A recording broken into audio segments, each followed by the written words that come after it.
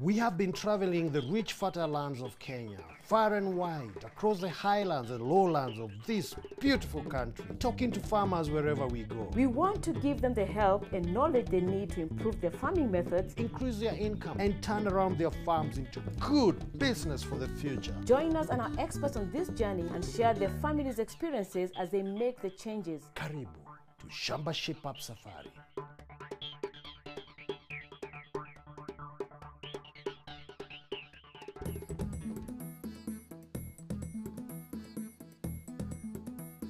We are in Kabor village, Nyakach, Kisumu County, where we meet Martin, a farmer with a very modern outlook to life. But he's taking care of his shamba single-handedly.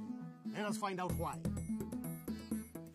Martin lives and farms here by himself, and there's a good reason why he is alone. The children are in school and his wife is in teaching college.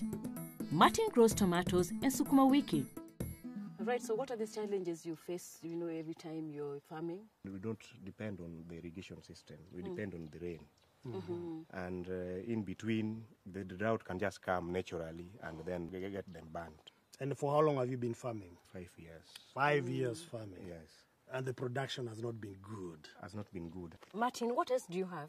Sometimes back, I was keeping chicken here. Just recently, about 3 months ago, the ones I had here were attacked by some disease suspected to be some Newcastle, something like that. You suspected? Yes. Okay. Since I'm not a technocrat in the field, so I just suspect. So. Well, Martin, you are in luck because we, as Shamba Shape Up, will bring for you right here the technical knowledge that you need. We'll get you the experts who will talk to you about your crops, and hopefully we leave you a better farmer than we found you. How does that feel? I'll appreciate that. Good. I think we should surprise Beatrice. She comes in the evening and finds all these things you've been telling Martin. Oh, yeah, surprise. What do you think? Surprise. Okay, good. Martin, what do you think? Yeah, I think she'll love it. A gentleman, not like you, Tony. Anyway, let's do it. Okay, then let's do it. So we got shaping up on Martin's farm. Lots to do on the Shamba. Tony, what do you have planned for Martin and Beatrice? I'm getting them an expert to talk to them about climate change and how to adapt to it. Okay, fine. Naomi, why are we whispering? Because it's a surprise. I'm going to see a man about the chicken. Okay. As we prepare for the surprise, we brought in Mr. Njoroge Maina, an expert from Kenya. Climate change is affecting many farmers, and the unpredictable weather is a major concern. Kenya is implementing a climate change project called Sustainable Agriculture in Changing Climate, as Mr. Maina explains. Climate change is here with us. It's a fact. And there are two things you can do about it. One is that you can help us stop further climate change by doing mitigation efforts, like tree planting, or you can also do adaptation activities to find ways of living with the change. The project will advise the farmer on how to plant trees, where to plant, how to select the species, how to select the actual site where the trees will be planted. The species that we have recommended for this area are basically a tree that we call gravidia.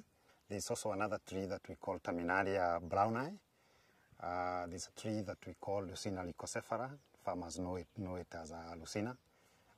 We are also advising on Macamia lutea, a tree that people here call Sierra. It's an indigenous tree in this area. We're also advising on eucalypts.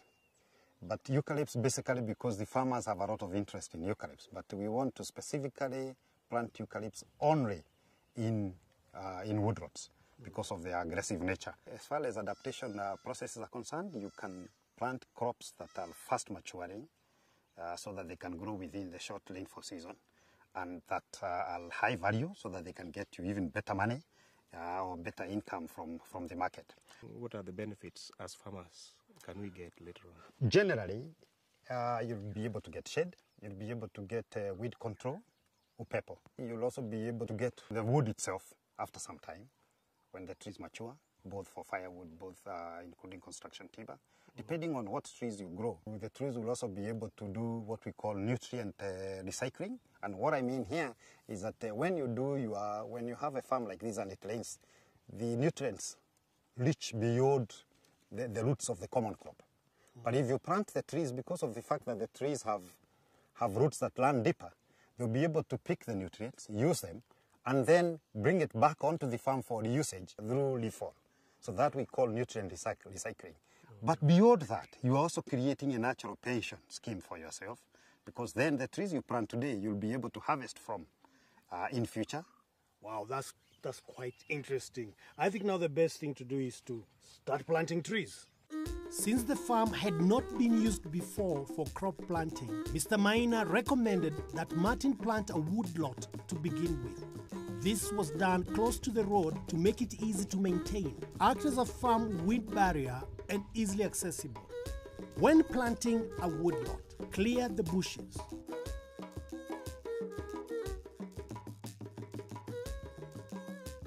Make and mark out measurements of 2.5 by 2.5 meters.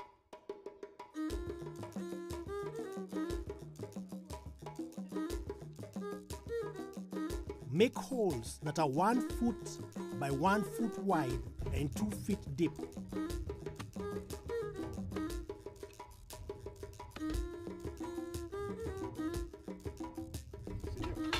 Mix in manure with the topsoil.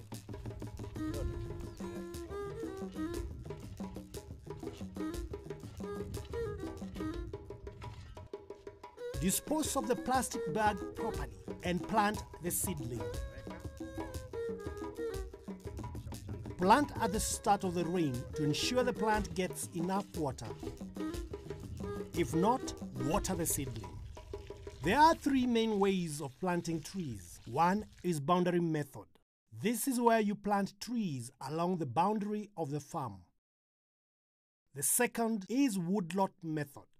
This is where you set aside a piece of your farm just for growing trees.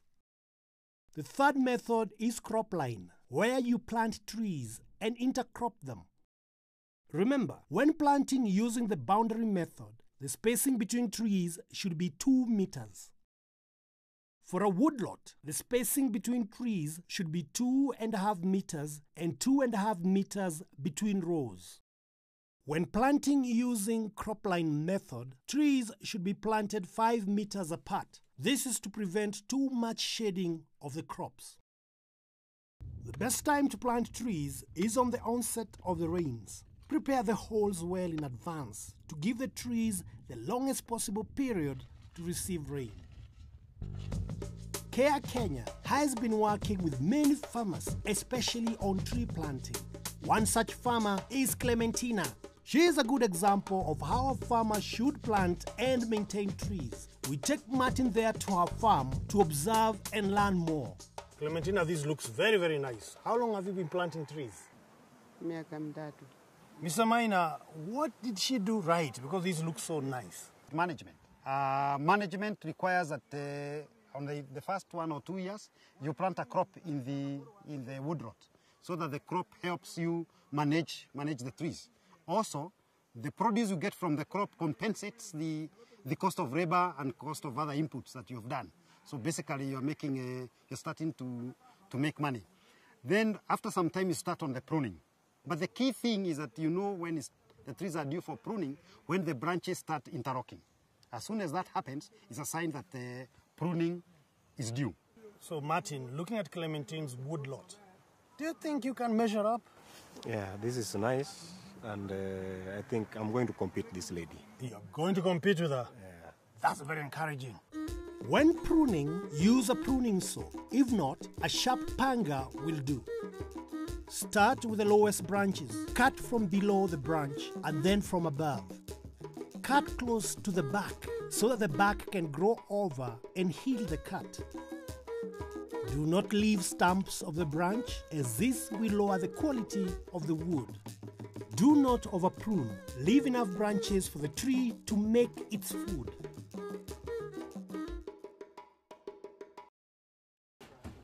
A lot of work is going on into building the chicken shed, which will have a covered shed, an external run for Sasok breed from Kenchik. Naomi, I'll never look at trees in the same way again. There's so many benefits of trees, I cannot even finish counting them. Well, the chicken shed is coming up very well, and we also have a unique breed of chicken from Kenchik. Oh, wow, you're going to surprise them with that. We still have tomatoes and there's still lots more to be done right after the break. While we have been away, a lot of shaping up has taken place. Let's see how Beatrice's surprise is coming up. But we need to hurry before Beatrice gets here. We are still here in Nyakach, Kisumu County, meeting with Martin, who is learning a lot about planting of trees and a whole lot more. Martin has a seed nursery for his tomatoes. His tomatoes have not been doing very well. He needs to know more about the whole process. Isaac from Syngenta is here to offer him technical and expert advice. So Isaac, this is where Martin has put his nursery. Yeah. And looking at it, what do you think?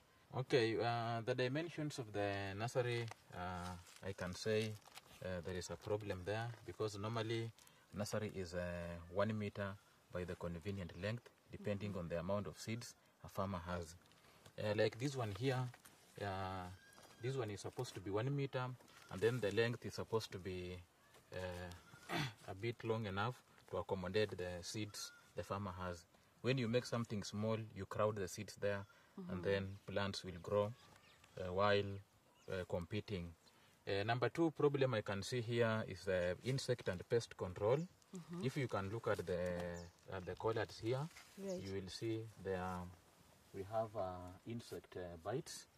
When you see some holes on the leaves like this, that means there are insects. The way he's saying, there is an aphid here, there is a thrip here, and other insects. Right. So we need to do proper disease and pest control for us to get a better crop. Normally when seedlings are young, they are normally affected by a disease called dumping off. Dumping off is a disease of young plants, the seedlings, and it is normally controlled through spraying. And the best chemical you would have used ever, Martin, was Ridomil. Ridomil controls the dumping off. As I showed you, the seedlings which were being fed on by pests, we use Actara to control the pests. So if you spray your nursery with these 2 chemicals, Actara and Ridomil, you will have taken care of the pests and the diseases affecting the nursery. Remember, if you leave diseases and pests to affect your nursery, you will end up losing 100% of the nursery. So is there a variety that you can recommend that's very, very productive? We have a variety called Kilele F1. Kilele F1 is a variety of tomatoes which can do very well in the fields or in the open air. This tomato doesn't require staking and it has higher yields. This Kilele F1 has a longer harvesting period. You can harvest this tomato up to 4 months. Other varieties can be harvested for one or two months. When preparing a nursery for planting tomatoes, clear the land.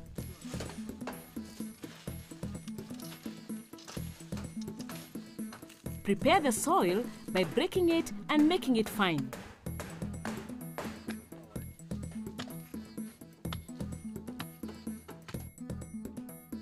Make the beds 1 meter in width and make the length according to the amount of seed you have.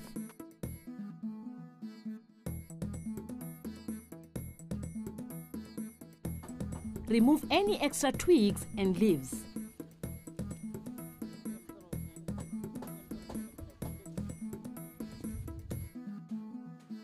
Add well-decomposed manure and mix in with the soil. Level the bed. Farm the edges to avoid soil wash-off. Make your measurements of 6-inch intervals.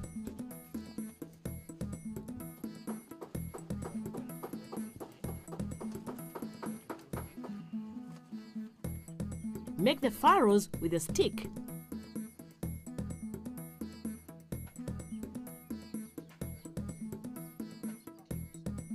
Very lightly spread the seeds in the furrows and cover lightly with soil.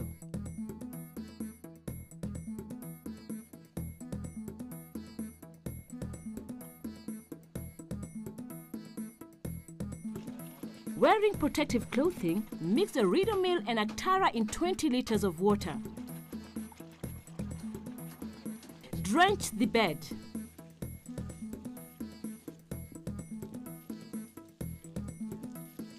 Mulch lightly with dry grass and remove mulch after 3 days.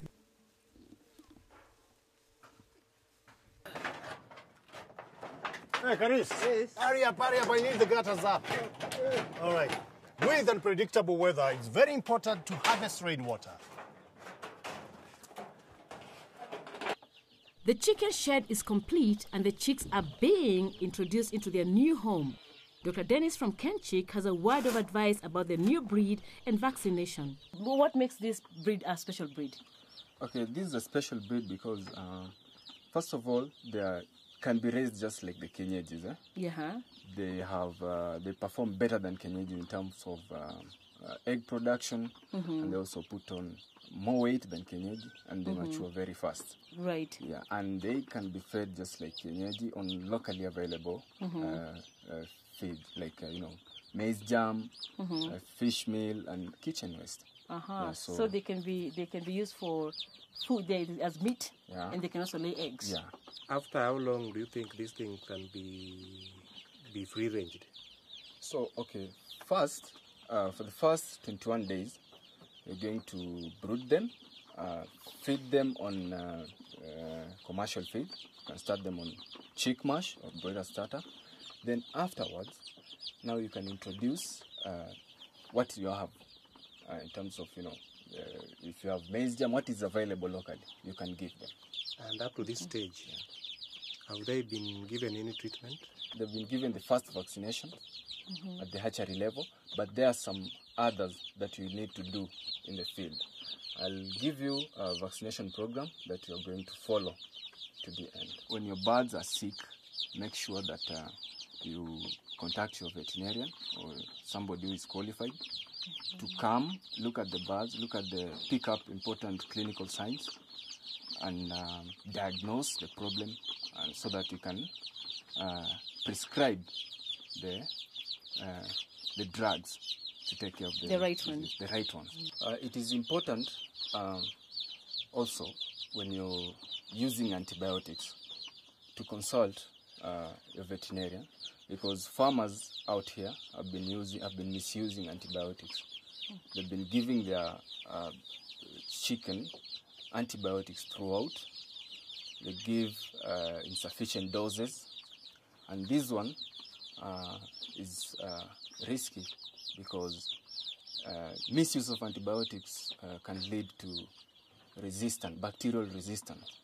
And since the same antibiotics are used in the treatment of human beings, we find that the issue of cases of resistance is a threat to even human medicine. Again, there are something called withdrawal period. When you're using antibiotics on your birds, it is important to adhere to the withdrawal period given, so that you don't slaughter birds that still have the residues, the antibiotic residues in their system, because the same can be passed on to the food chain, which is also a risk to human in terms of bacterial resistance to antibiotics. Beatrice is finally home from college, and I hope she'll love the surprise. We give her a grand tour of the new chicken shed. I'm really happy about the chicks. Yes. Okay.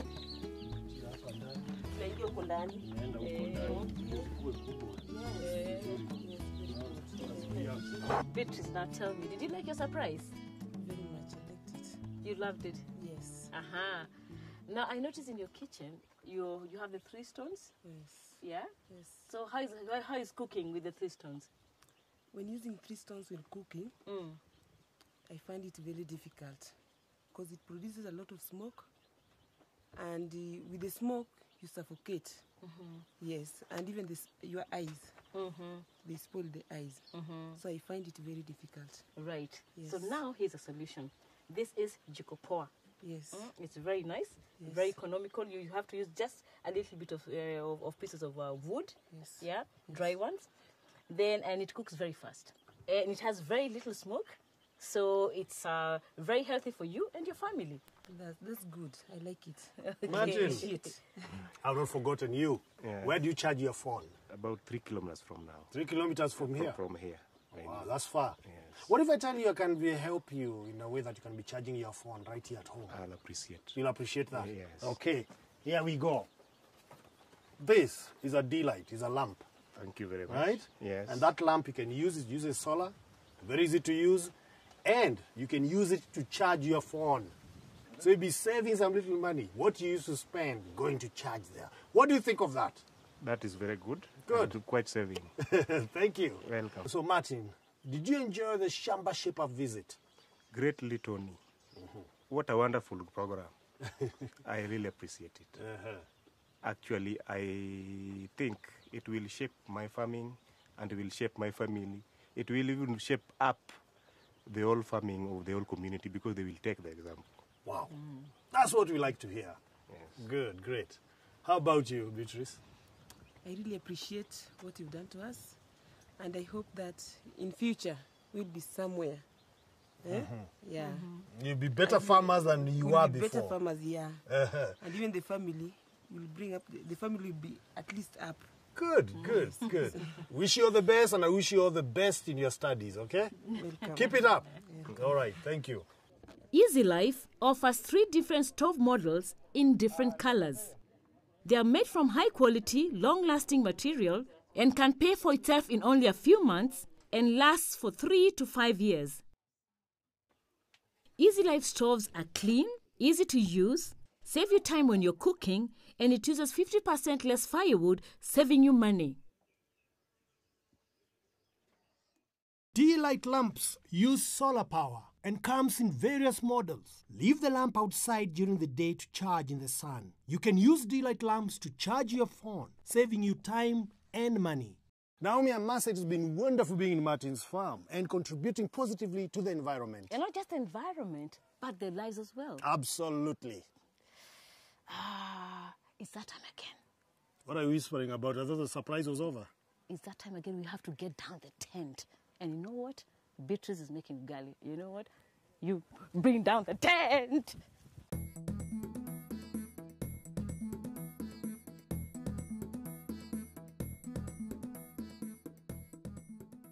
Shamba Shape-Up is forming a potato farmer group to get more information on good seed, potatoes, and markets. If you are interested, send your name and address with the word potato to 30606. Shamba Shape-Up is online. To learn more about today's topics or to watch any of our previous episodes, visit shambashapeup.com, select the episode and click play. You could also visit our Facebook page, Shamba Shape-Up, to get more information, get involved in discussions, and also get a chance to enter some of our great competition to win great prizes. You can also find us on Twitter at Shamba Shape-Up